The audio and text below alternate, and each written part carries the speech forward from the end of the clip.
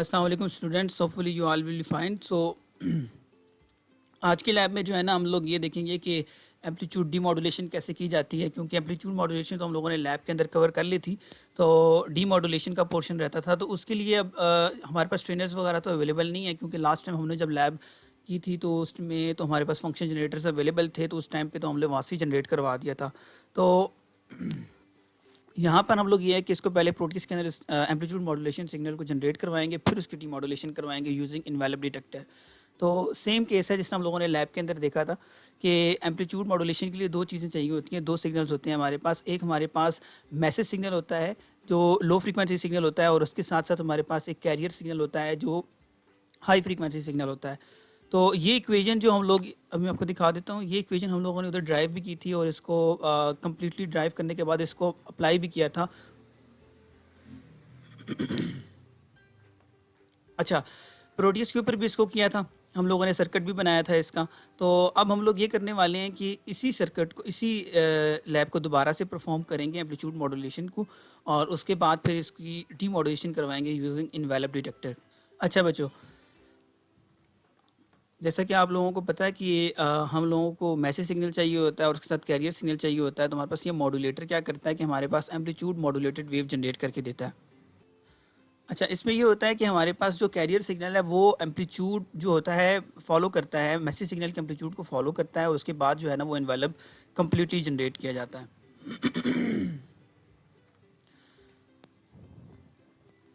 Class के अंदर हम लोगों ने ये कम्प्लीटली डिस्कस भी किया था कि कैसे जो है ना ये मैसेज सिग्नल इस सॉरी ये कैरियर सिग्नल जो है इस मैसेज सिग्नल को कैसे फॉलो करता है, इसके एम्पलीट्यूड को कैसे फॉलो करता है, और फिर ये कैसे इन्वेलप बनता है। उसके लिए मैंने आपको दो कंडीशंस भी बताई थी कि हमारा मैसेज सिग्नल जो है वो एटलीस्ट इक्वल और ग्रेटर देन कैरियर एम्पलीट्यूड के जो है ना वो या तो इक्वल हो या उससे ग्रेटर देन होना चाहिए। उससे क्या होगा कि हमारे पास ये जो मैसेज सिग्नल का नेगेटिव वाला जो पोर्शन है ये हमारे पास शिफ्ट हो जाता है पॉजिटिव साइड के अंदर, जो कि रिकवर करना बाद में रिसीवर साइड पर ईजी हो जाता है। अच्छा, उसके बाद ये है कि हमारे पास जब मॉड्यूलेटेड वेव फॉर्म मिलती है उसके ऊपर हम लोगों ने ये चीज़ भी डिस्कस की थी कि मॉड्यूलेटिंग इंडेक्स का क्या रोल है।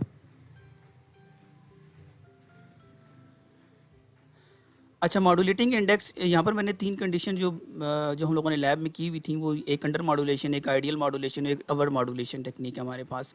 तो अंडर मॉड्यूलेशन तो वो वाली टेक्निक है जिसके अंदर हमारे पास जो है वो म्यू जो है वो लेस देन वन होता है। आइडियल मॉड्यूलेशन के लिए वो इक्वल टू वन होता है, और अवर मॉड्यूलेशन के लिए वन से अबव हो जाता है। इसका मतलब ये है कि हमारे पास जो म्यू होता है, अगर मैं उसका फार्मूला यहाँ पर आपको बताऊँ तो वो था mu is equal to A M divided by A C. अच्छा, इसमें यह है कि अगर मैसेज सिग्नल का एम्पलीट्यूड इक्वल है ए सी के, तो दोनों जो हमारे पास रेशियो बनेगी वो वन की इक्वल आ जाएगी, तो आइडियल मॉड्यूलेशन केस बनता है। अगर हमारे पास मैसेज सिग्नल बड़ा है कैरियर सिग्नल से, तो ये हो जाएगी हमारे पास अवर मॉड्यूलेशन। और अगर हमारे पास कैरियर सिग्नल बड़ा है A M module amplitude message signal के एम्पलीट्यूड से, तो हमारे पास अंडर मॉड्यूलेशन का केस आ जाता है। अच्छा, अब ए एम अगर जो है वो हमारे पास छोटा है ए सी से, तो ये हुआ कि जब ए एम के अंदर प्लस ए सी करवाया जाएगा तो इट्स मीन कि वो हमारे पास शिफ्ट कर जाएगा सिग्नल पॉजिटिव साइड के ऊपर। तो उसके बाद जब हम उसकी मॉड्यूलेशन करेंगे तो हमारे पास जो रिजल्ट्स आएंगे वो ये वाला होगा, अंडर मॉड्यूलेशन टाइप। यानी कि हमारे पास ये जो इन्वेलप साइज़ है ये वाला, ये जो सेंटर में जो देख रहे हैं आप ये वाला गैप, ये कम और ज़्यादा हो जाता है अगर हम लोग मॉड्यूलेशन इंडेक्स को चेंज करें। अगर फ़र्ज़ करें कि मैं मॉड्यूलेशन इंडेक्स को ज़ीरो रख देता हूँ, तो ये मेरे पास ये जो सिग्नल बनेगा इसके अंदर बिल्कुल कांस्टेंट साइन वेव की तरह हमारे पास बिल्कुल साइन वेव बन जाएगी ये एक। तो उसमें मॉड्यूलेशन ही नहीं होगी, हमारे पास सिंपल एक साइन वेव जो है ना वो आ जाएगी। अगर ये मेरे पास मैं कह देता हूँ कि हमारे पास एसी सिग्नल है ही नहीं है इसके अंदर, अगर फ़र्ज़ करें। अच्छा बच्चों, ये मैंने सर्किट डिज़ाइन किया है प्रोटीज के ऊपर, क्योंकि यहाँ पर अभी ट्रेनर वगैरह नहीं थी, तो मैंने उसके लिए एक आईसी यूज़ किया AD633। तो इस आईसी को यूज़ करते हुए हम लोग ये करेंगे कि अपने दोनों सिग्नल्स इसको अप्लाई करेंगे इनकी दो पिन्स पे, X1 और Y1 पे। X2 और Y2 को हम लोगों ने ग्राउंड कर देना है। यानी ये इसका सिंपल, ये अगर फार्मूला ये नीचे देखें तो इस पूरी आईसी के अंदर यही हो रहा है। ये फार्मूला है इस पूरी आईसी का। W is equal to, W पे आउटपुट आ जाएगी, Z हमारे पास ऑफसेट वोल्टेज वगैरह जो ऐड करवा देनी है इसके अंदर, X1 और Y1 x1 minus x2, y1 minus y2, ये हमारे पास इनपुट सिग्नल्स हैं, इनको हम लोग डिवाइडेड बाय 10 वोल्ट करते हैं इन बिल्ट आईसी के अंदर ये। तो उसके साथ साथ प्लस z, तो मैंने ये किया है कि u x1 यानी कि मैसेज सिग्नल मैंने एक दे दिया है x1 पे, और u जो वन y1 ये वाला दूसरा मैसेज सिग्नल है जो मैंने y1 पे दिया है, ये कैरियर सिग्नल है, इसकी हाई फ्रीक्वेंसी है, इसकी लो फ्रीक्वेंसी है, ये मल्टीप्लायर आईसी है। तो इसका काम ये है कि इन दोनों को मल्टीप्लाई करके x1 और x2, अगर हम यहाँ पर भी देखें तो x1 माइनस x2, x1 तो मेरे पास सिग्नल आ रहा है लेकिन x2 मैंने जीरो कर दिया है, वो ग्राउंड कर दिया है, y1 भी मेरे पास सिग्नल आ रहा है और y2 भी मेरे पास जीरो हो गया। तो मेरे पास x1 मल्टीप्लाई हो जाएगा y1 से और डिवाइडेड बाय 10 वोल्ट जो भी इसके वोल्टेज वगैरह आ जाए उसके अंदर प्लस z। अब ये z जो ऐड करवाया है मैंने, उसके लिए मैंने एक यहाँ पर एक वेरिएबल रजिस्टर यूज़ किया है। अच्छा, उसके लिए मैंने एक वेरिएबल रजिस्टर यहाँ पर यूज़ किया। ये वेरिएबल रजिस्टर ये करता है कि ये वोल्टेज जो है ना वो मैंने सेट करने के लिए मतलब वोल्टेज डिवाइडर एक किस्म का समझ लें। यहाँ पर मैंने सिर्फ ये किया कि जो एम्पलीट्यूड की जो मैसेज सिग्नल, जो कैरियर सिग्नल है, सॉरी ये वाला जो सिग्नल मैंने एक और जनरेट करवाया है बिल्कुल कैरियर की तरह ही है ये वाला, लेकिन इसका एम्पलीट्यूड वेरी करवा रहा हूँ यहाँ से मैं इस वेरिएबल रजिस्टर के थ्रू। तो जैसे ही मैं इसके अंदर ऐड करवाता जाऊँगा जेड के अंदर, तो मेरे पास जो सिग्नल है वो मॉड्यूलेटेड वेव भी मिलेगी और उसका जो है ना मॉड्यूलेशन इंडेक्स भी हम लोग चेंज कर सकते हैं by changing this amplitude of this carrier signal. ठीक है, तो आपने ये जो है ना अपने पास इसको प्रोटीएस पे बनाएं ताकि आपके पास ये एम्पलीट्यूड मॉड्यूलेटेड वेव फॉर्म आ जाए। जैसे ही आपको ये मिल जाएगी तो फिर हम लोग इसकी इन्वेलप डिटेक्शन की बात करते हैं कि इन्वेलप डिटेक्शन से हम लोग कैसे अपने मैसेज सिग्नल को दोबारा रिकन्स्ट्रक्ट कर सकते हैं। अच्छा बच्चों, एम्पलीट्यूड डीमॉड्यूलेशन के जो एनवेलप डिटेक्टर सर्किट है हमारे पास, उसमें ये सर्किट डायग्राम है हमारे पास। एक डायोड कनेक्ट है यहाँ पर और डायोड के साथ एक R1 रेजिस्टर है और एक C1 कैपेसिटर है हमारे पास।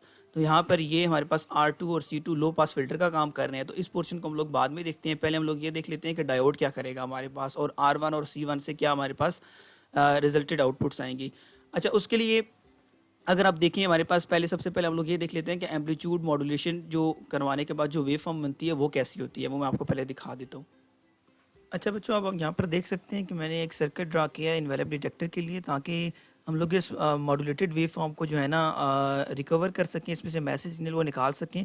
तो हमारे पास ये देखिए, अगर ये modulated amplitude modulated wave form जब हम लोग इस डायोड के क्रॉस डायोड से पास करेंगे तो हमारे पास क्या हो जाएगा, अगर यहाँ पर देखें तो हमारे पास जो पॉजिटिव वाला पोर्शन है, यानी कि अगर मैं इसको यहाँ से एक लाइन ड्रा कर दूँ यूँ, तो हमारे पास ये वाला जो पोर्शन है ना अबव पॉजिटिव साइड वाला, क्योंकि डायोड तो नेगेटिव वाले पोर्शन को क्लिप आउट कर देगा, वो निकाल देगा। तो हमारे पास जस्ट पॉजिटिव वाला जो वेव फॉर्म है जीरो से अबव जो होगी वो वाली हमारे पास यहाँ से पास आउट हो जाएगी, क्योंकि जब ये फॉरवर्ड बायस होगा तो हमारे पास सिर्फ पॉजिटिव साइड के जो वोल्टेज हैं जीरो से अबव वो पास हो जाएंगे। अच्छा, उसके साथ साथ फिर आगे कैपेसिटर और रजिस्टर लगाने की जो है ना वो ज़रूरत क्यों पड़ी हमारे पास। अगर आप यहाँ पर इसको थोड़ा सा देखें तो हमारे पास साइन वेव्स हैं ये वाली कॉन्स्टिट्यूटली, क्या है ये आफ्टर पासिंग डायोड के पास करने के बाद भी जो है ना हमारे पास वेव फॉर्म जो अबव साइड वाली है वो इस तरह की साइन वेव्स ही मिलती रहेंगी। बट हमें तो चाहिए ये वाली वेव फॉर्म जिसको ये कैरियर सिग्नल फॉलो कर रहा था। तो उसको निकालने के लिए मुझे यहाँ पर एक कैपेसिटर और रजिस्टर लगाना पड़ेगा। उसके लिए उसकी वजह ये है कि जब कैपेसिटर चार्ज होगा, लेट्स सपोज ये वाली वेव थी वो वाली फर्स्ट, इस पे कैपेसिटर चार्ज हुआ, जब कैपेसिटर चार्ज होगा तो उसके बाद सेकंड वेव आने तक जो टाइम होगा उसके दौरान वो डिस्चार्ज भी होगा। तो अब हम लोगों ने यहाँ पर एक रजिस्टर लगाया है, इस रजिस्टर के थ्रू कैपेसिटर अब डिस्चार्ज होगा, लेकिन इस रजिस्टर की वैल्यू हम लोगों ने ज़्यादा रखनी है ताकि हमारे पास कैपेसिटर जो है ना वो डिस्चार्ज कम हो। जितना कम डिस्चार्ज होगा उतनी कम रिपल्स बनेगी हमारे पास और रिकवरी थोड़ी सी इजी हो जाएगी, हमारे पास ज़्यादा अच्छा रिकवर होगा सिग्नल। अब अगर यहाँ पर देखिए हमारे पास ये वाला जो पोर्शन है, अगर मैं इसको यहाँ पर आपको यहाँ पर इस वेव फॉर्म से समझाऊँ तो इस तरह है कि डायोड ऑन का मतलब ये है,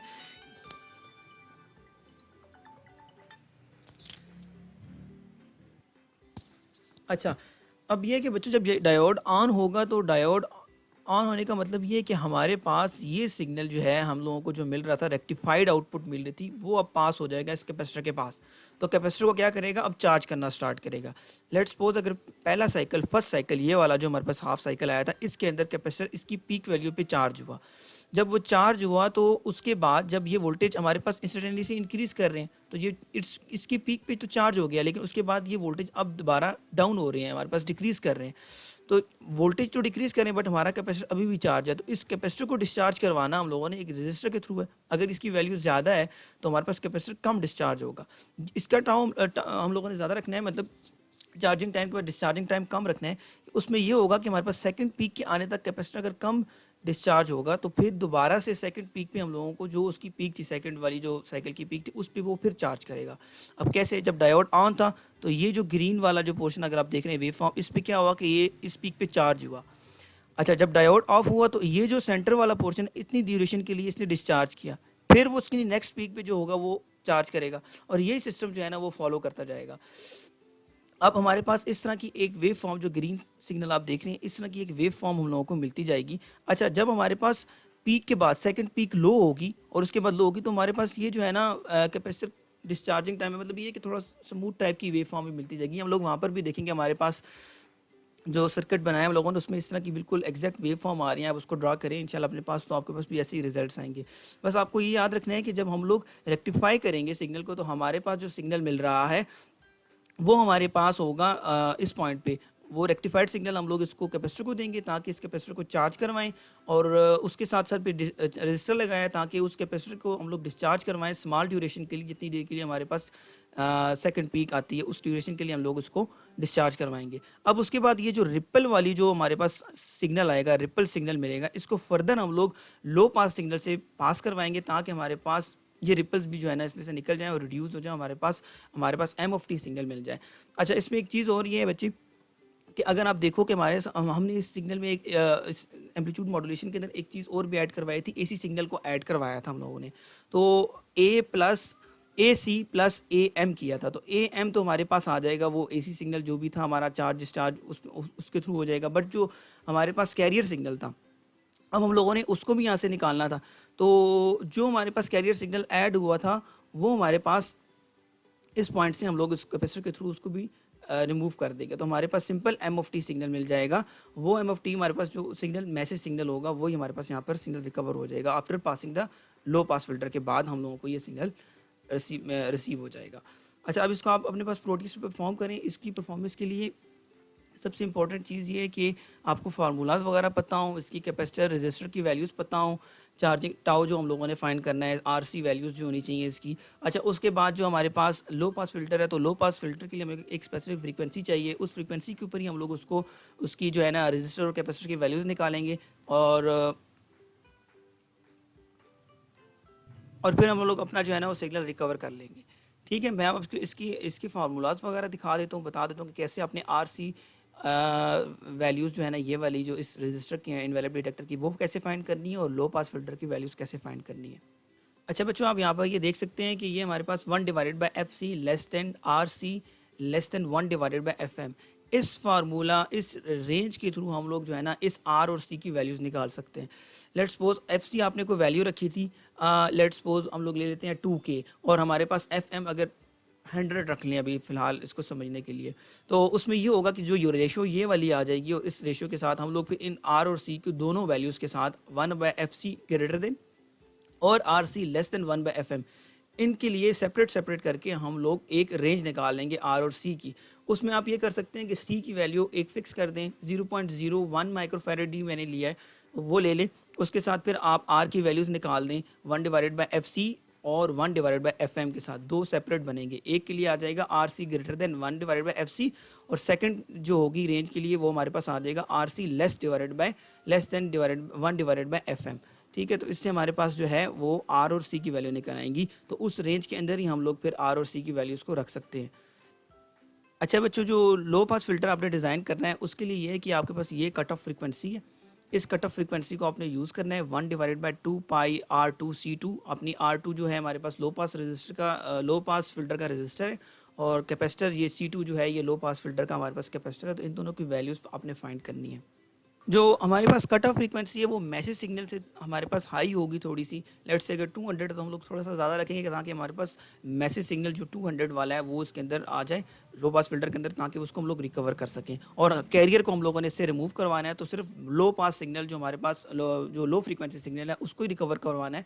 तो उसके लिए हम लोग रख लेते हैं 200 है तो आप 250 रख लें, तो ताकि हमारे पास जो है ना वो सिग्नल रिकवर हो जाए ईजीली। ठीक है। अच्छा बच्चों, ये 3 केसेस हैं हमारे पास करेक्ट आर सी, यानी कि आर सी हम लोगों ने अगर सही रखा है तो हमारे पास कुछ इस तरह की वेव फॉर्म मिलती जाएंगी। अगर हमारे पास बहुत ज़्यादा लार्ज है तो फिर ये कैपेसिटर डिस्चार्ज बहुत कम होगा, तो इससे ये होगा कि ये इस तरह की वेव फॉर्म मिल रही है। अगर फ़र्ज़ करें आरसी बहुत स्मॉल है और कैपेसिटर साथ साथ बहुत ज़्यादा डिस्चार्ज भी कर रहा है, रजिस्टर की वैल्यू कम है, उससे क्या होगा कि हमारे पास बहुत ज़्यादा जो है ना रिपल्स हाई हो जाएंगी। अगर देखिए इसका वोल्टेज पीक है तो उसका सेकंड वाला डिस्चार्ज बहुत ज़्यादा हो रहा है यहाँ पर इस पॉइंट पे। इसी तरह फिर इस तरह की वेव फॉर्म आ रही है हम लोगों के पास। तो हम लोगों ने आरसी जो है ना वो लार्ज रखना है ताकि हमारे पास जो है ना रिकवर्ड वेव फॉर्म ज़रा स्मूथ हो, अच्छी हो, उसको फिर हम लोग लो पास फिल्टर से पास करके अपना सिग्नल भी रिकवर कर सकते हैं इजीली।